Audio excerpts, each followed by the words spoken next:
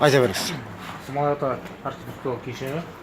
Бұл архитектуралық кешен деп айтылуының басты себебі бұл жерде 6 бөліктен тұрады. 6 сәулет кешенінен ескерткішінен тұрады. Бірінші, оның үшін ең бірінші ескерткіш мына қақпа. Бұл Неше?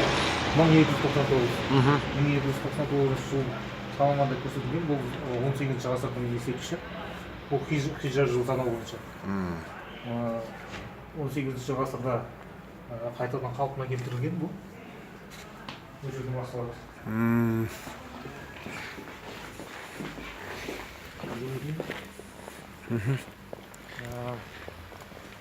Жерде QR код, жаңа паспорттар. Мына былтыр көрсеттік мынаның бәрін.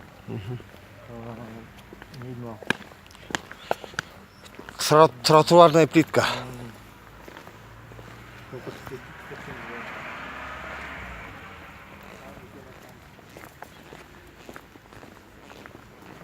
Шырақ отырады да бияқта обязательно.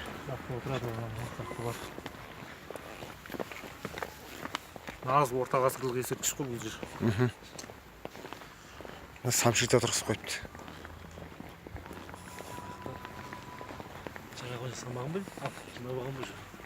Аршалар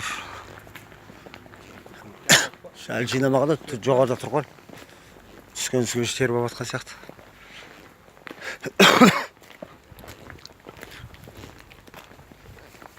Так, кесене. Жабғайлы ата кесенесі. Аха.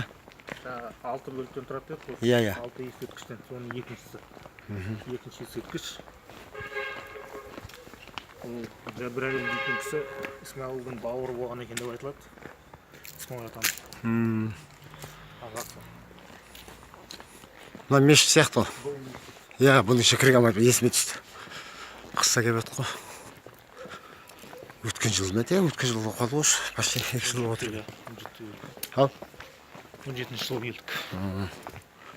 Так, алдыңызда сосын.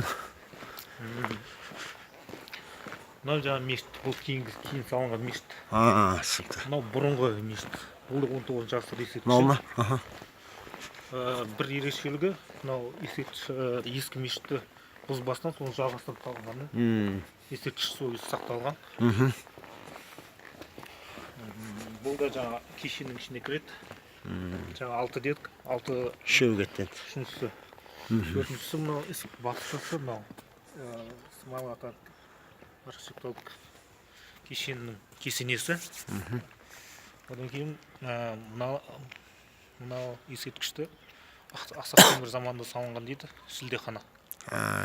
Одан кейінгі мынаусы қабаттасы салынған, бұл Қошқар ата кесенесі. Сонда бұл жерде кісілер жатыр ма? Жоқ. Бұл жерде Қошқар ата дейтін Смайл атаның нағашысы деп айтылады.